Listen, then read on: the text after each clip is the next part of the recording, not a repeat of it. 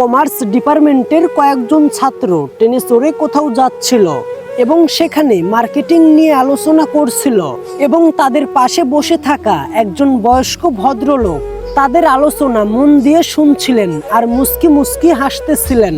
হঠাৎ করে ভদ্রলোকটি ছাত্রদেরকে বললেন, আমি কি মার্কেটিং বিষয়ে সহজ দুটি ব্যাখ্যা করতে পারি?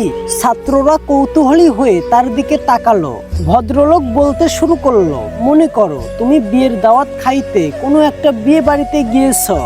তো সেখানে গিয়ে তুমি একজন সুন্দরী মেয়েকে দেখতে পেলে।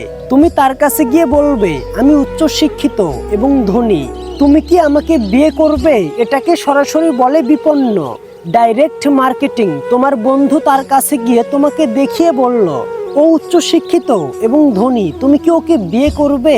এটাকে বলে বিজ্ঞাপন। মেয়েটি নিজেই তোমার কাছে এগিয়ে এসে বলল, আপনি উচ্চশিক্ষিত এবং ধনী, আপনি কি আমাকে বিয়ে করবেন? এটাকে বলে ব্র্যান্ড ভ্যালু। তুমি বিয়ের প্রস্তাব দেওয়ার পরে মেয়েটি জানালো যে সে বিবাহিত।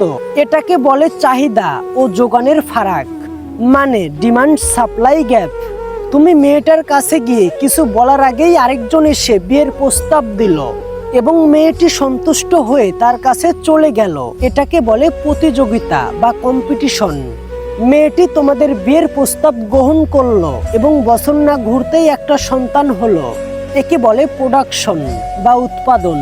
তুমি মেয়েটিকে বিয়ের প্রস্তাব দেওয়ার পরে সে তোমার গালে একটা ঠাস করে থাপ্পড় দিল।